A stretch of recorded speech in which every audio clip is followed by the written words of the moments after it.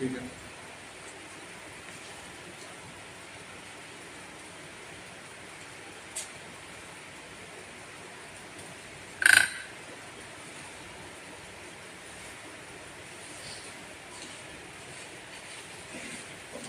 वो छोटी वाली गीता है, वो Gita Press. So we'll chant together first. Till what time I'm supposed to continue? 7:30, 35. 7:35.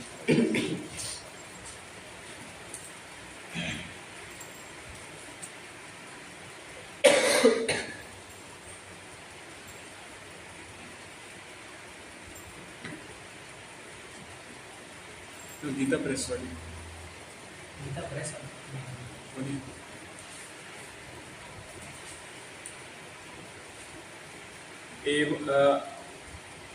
You have your Gita with you, all of you.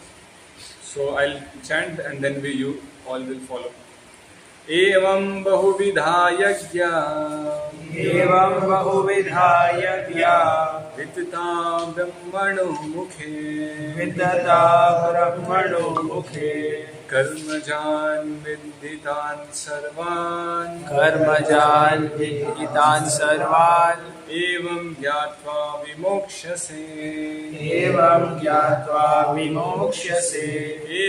bahuvidha yajna evam bahuvidha yajna vidita brahmano mukhe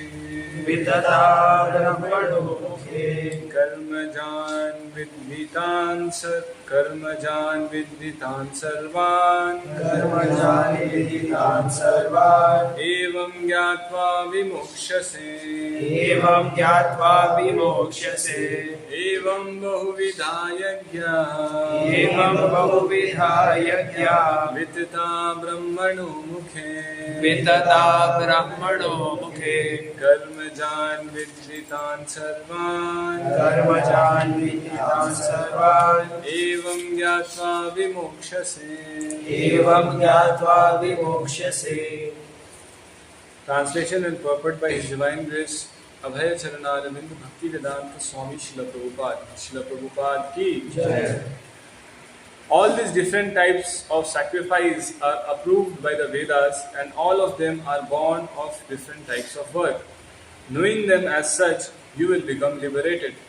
Purport. Different types of sacrifice, as discussed above, are mentioned in the Vedas to suit the different types of worker, because men are so deeply absorbed in the bodily concept. These sacrifices are so arranged that one can work either with the body, with the mind, or with the intelligence. But all of them are recommended for ultimately bringing about liberation from the body. This is confirmed by the Lord herewith from His own mouth.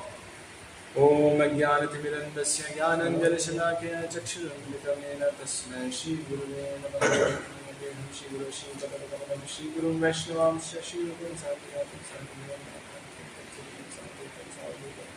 Vaijana Sahitam Krishna Chaitanya Shri Radha Krishna Radha Hare Krishna.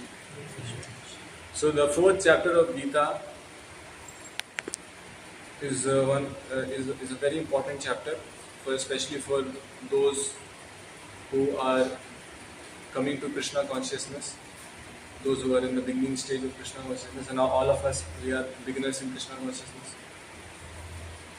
So there are different kinds of sacrifices which Krishna recommends to Arjuna. And some sacrifices are there to purify the senses, some sacrifices are there to purify the mind, and some are there to purify the intelligence. That's what is mentioned in the purport. Because why? Because our whole mind, body and senses are completely contaminated by the materialistic way of thinking, by the materialistic life. The materialistic life, the most prominent symptom of materialistic life is I am the enjoyer, I am the master, I am the enjoyer. I and mine, me and mine, I and mine. This is the disease of this materialistic way of life. That is the root cause of all problems. That's what Prahlad Maharaj says in Srimad Bhagavatam when he prays to Lord Nrsingadev. He says, Dukh aushadham tadapi dukkham atadhyaham. That whatever problems we face in our life and whatever solutions we devise to bring out a solution for all those problems, we often observe that the solutions turn out to be even more bigger problem. The solutions give even more bigger problem than what the problem was in its initial phase. So when we are young, we feel that we want to associate with opposite sex, we want to associate with women, but then people marry, and then is the problem solved? Then again so many problems. Their children, wife's family, then children they need to be sent to school, then you have to earn money, so many problems. So we wanted to do that, but to solve the problem, but the problem increased. So this is the nature of this world.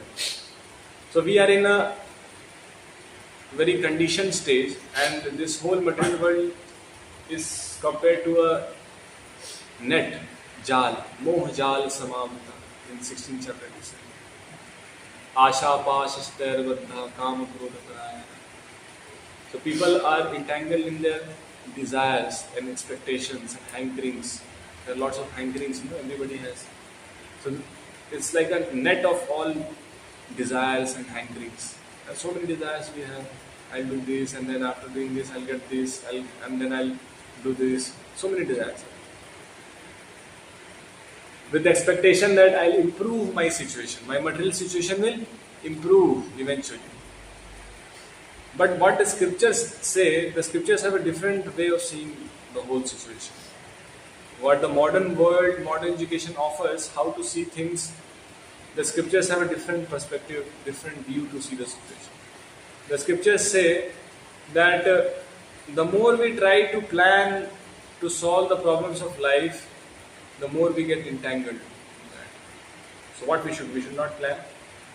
We should plan, but not in the diseased state. First we should try to come to a healthy state. And then whatever we plan will give some actual fruit. Planning in the diseased state, what it will give? It will help. I am diseased with for example, jaundice. I have a disease. What disease? Jaundice. Now in this disease, if I plan, what I can plan? I don't want to take sweets at all. That will be my plan, right? Because whenever anybody is suffering from jaundice, he doesn't want to take sweets at all. Because whenever he tries to take any sweet, because of the disease he has, the sweets, the taste to be very bitter, very, very bitter. Now, if he tries to understand what is good for him and what is not good for him, being within that disease state, will he be able to actually solve the disease? Because for a diseased person who is suffering from jaundice, sweet is the best remedy. The more you give him sweet, the more his disease will get cured. But because of his disease, sweet is tasting to be very bitter for him. But doctor is telling, take sweet. But he is telling no. Prabhupada gave one example. One old woman was once dying, and all their sons and grandsons were surrounding her. So all of them, they were saying that, my dear mother, now you are going to die. So chant, chant, chant. The mother said, can't. She can say can't, but she cannot say Krishna, Krishna, Krishna. The people, it's not that people are not speaking anything. People are sitting quietly. They are speaking so many nonsense things. But they have taken a vow that I will not chant Krishna. I'll not take Krishna's name from my mouth. I'll take all nonsense things from my mouth. Only the people are speaking only, no? Who is sitting silent? What is the problem? Why can't you take Krishna's name? Is there any big... We are not telling you to do something extraordinary. Anyhow, you are moving your tongue. You move your tongue in this fashion, and you get benefit. Right? So, the point is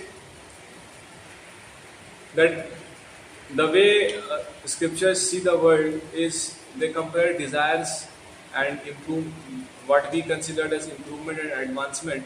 According to scriptures, it creates bondage, and it degrades us. है ना? So there is so much propaganda. Vikas, sabka saath, sabka vikas.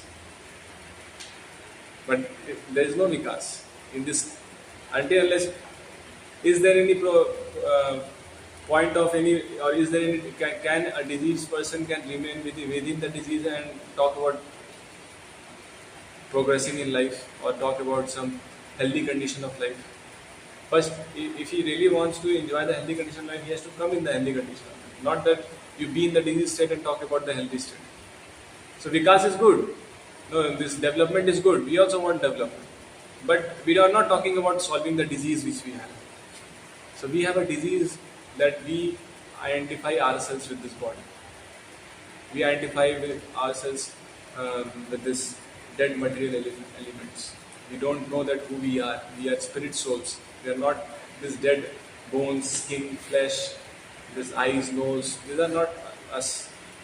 We are sitting in the body, observing things through the body. But because of this misconception, so we are suffering from a very disease state, and that disease state is we are having a misconception that we are this body, and anything which pleases the body becomes very dear to us, and we want to fulfill the instincts of the body, thinking that I am the body. So our whole direction of life gets misdirected. We are supposed to go in this here, we are going there, or ulta, not here, not this something. No, it's completely 180 degree. So in the later chapters of Bhagavad Gita, you will see that this material world is completely 180 degree to the spiritual world. The spiritual world is here, the spiritual world, material world is here. 180 degree like this. Opposite. It is completely opposite. Now we are there in a situation which is completely opposite to our actual existence. It is said in the Urdhva Moola Madha Shakham Ashwatam Prahurabhyam Chandam Siyasya Parnani Yastam Ved Saved Vid. One who knows that this material world is a perverted reflection of the spiritual world actually knows. Yastam Ved Saved Vid. He actually knows the Vedas. One who has read the Vedas, but if he has not come to the conclusion that this material world is a perverted reflection, it's completely ulta of the spiritual world. If one doesn't come to this conclusion after reading and understanding Vedas, that means he has not understood. So now we are in a situation which is completely opposite, or it's completely perverted than from our actual existence. Now we are supposed to reinstate our perverted consciousness to the actual consciousness. Now how we are supposed to do that? Because we are completely tied up by so many desires. That is said, there are so many desires which are tying up. Our hands are tied, legs are tied, everything is tied. You can't move. If I tell you to chant Hare Krishna, it's very difficult. Right? You have your college, you have your exams, you have the expectations of your family, society. And if some people have girlfriends also, so their girlfriend has expectation. So many expectations are there. So they are completely tied. And those who have family, they have family expectations. So many expectations are there. So many desires are there. If I tell to chant Hare Krishna, it's very difficult, right? So what to do? So then accepting, the first step is accept that we are tied and we cannot help ourselves. I cannot help myself. I need somebody to help me. The first thing which you should humbly accept. I need somebody to help me.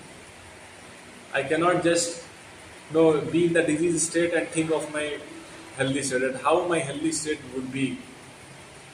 That you cannot just think and imagine, because we are in the disease state for so many lifetimes. We don't remember. We have forgotten our healthy state.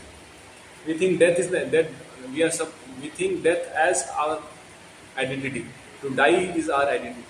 You see, we are eternal beings, but for now we have reached to such a degraded consciousness that we think that we are supposed to die, and dying is natural. If you say somebody, why don't you think you are going to die? What will say? Part of life. It's a part of life. It's natural, right? This word they use. It's natural. So what is supposed to be very unnatural for us, now we think it is very natural for us, and we don't want to think about it, because we think that it is so common. Why to think about it? It's that what we are. We are supposed to die. Let's enjoy. Let's have fun. So this is the situation. People are going to die and they're not bothered. Why? And actually they're not supposed to die. You see how perverted it is. The eternal being is now dying, and he's happy. Everybody is happy. No, nobody is worried. Everybody is happy. So this is the conditioned stage. Conditioned stage, how it is.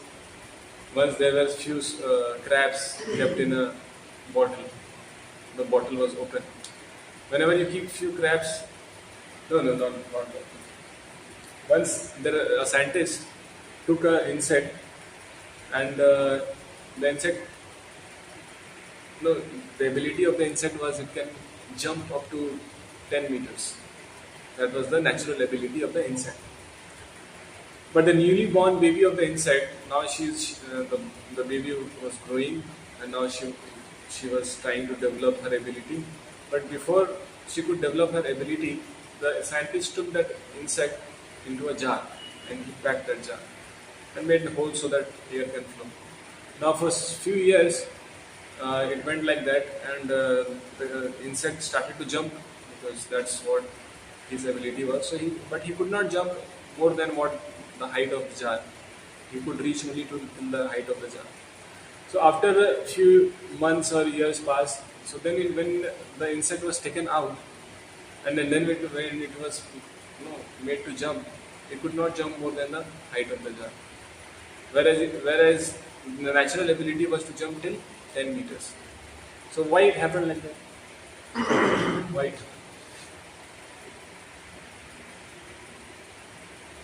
Aditya बताओ,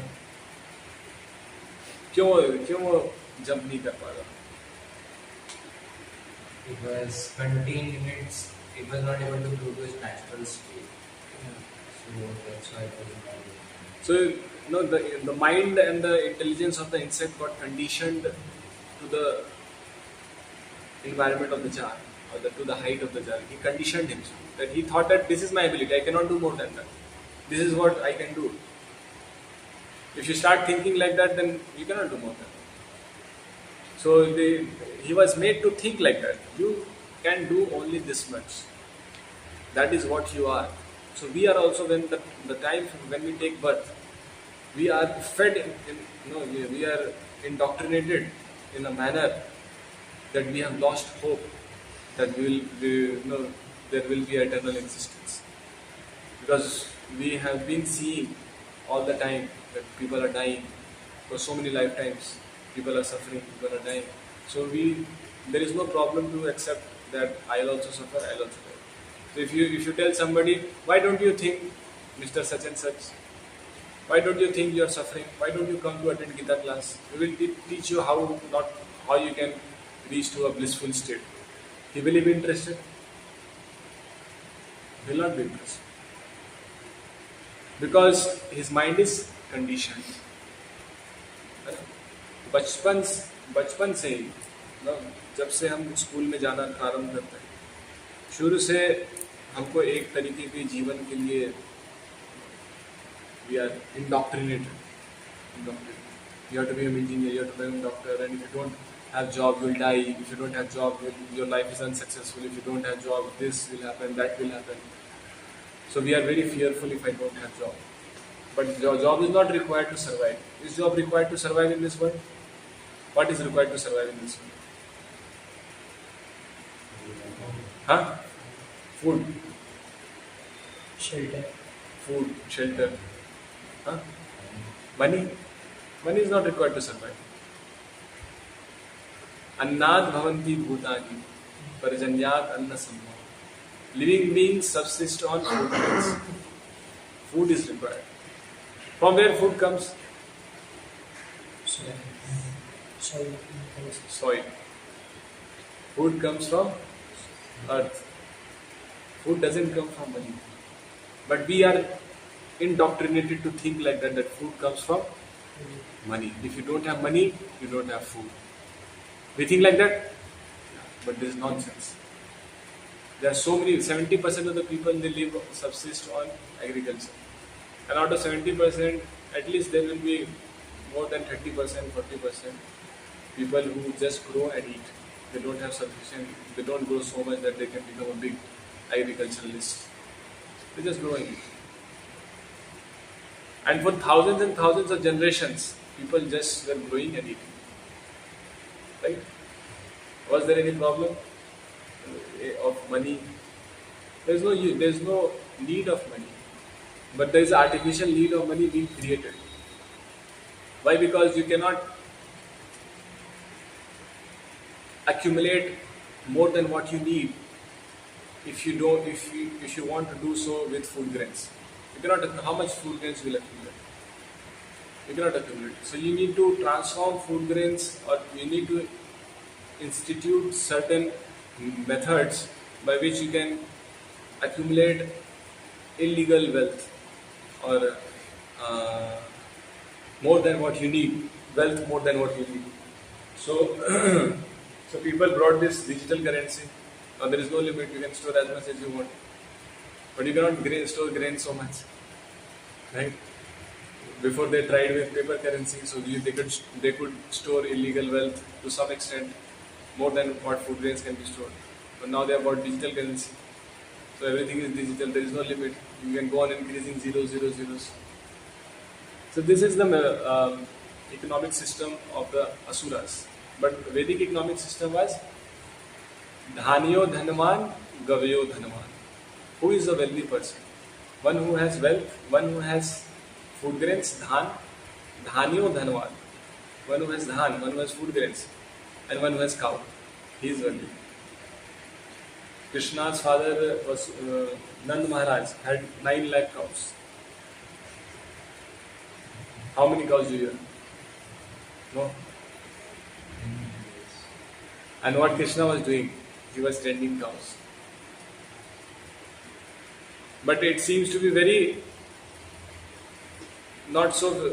It doesn't seem to be very promising for us of such an occupation of tending cows. Doesn't seem to be very promising for us. Why? Krishna was doing. Why we don't feel so? Why we can't adopt to such an occupation? Why we feel afraid of, or why we don't want such an occupation? What is about? Huh? Conditioned. Because we are now our consciousness is ulta. Now our consciousness is ulta. We are in material consciousness. In material consciousness, everything is ulta, and in spiritual consciousness, everything is proper. But when it is done 180 degree, it becomes material. Ulta. So whatever you think, you cannot think Siddha. You will always think Ulta. That's why we need Guru. That's why we need Guru.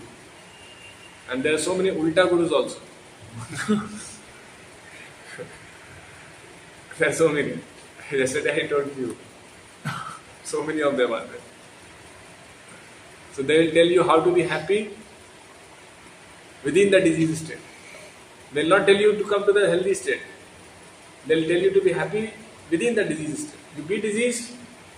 Like for example, I have a boil. Now you will come and you will blow on the boil. He will come, he will also blow on the boil. And somebody, Akash will come and he'll say, Prabhuji, this is a boil. So let me bring a doctor.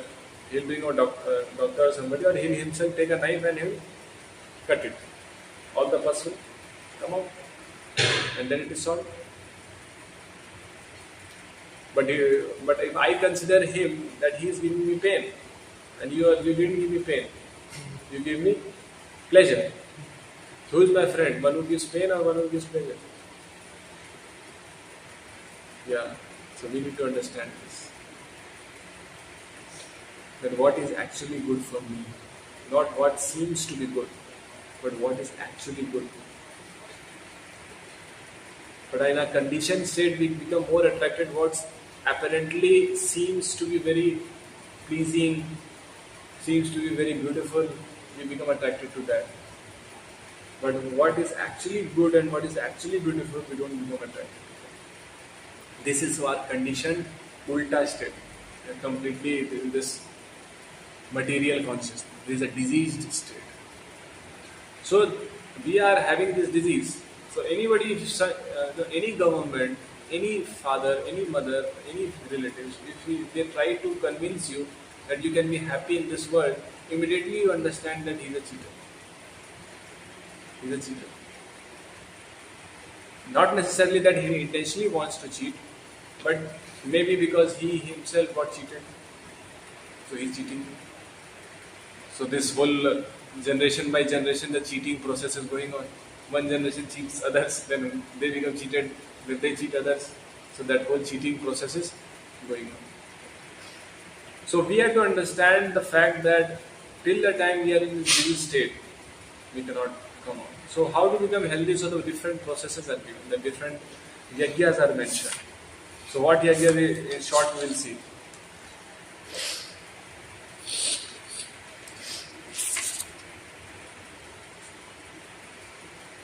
So now when we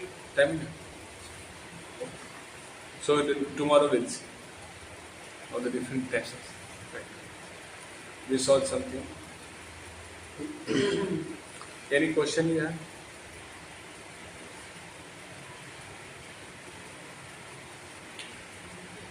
Today you all have class 8 o'clock.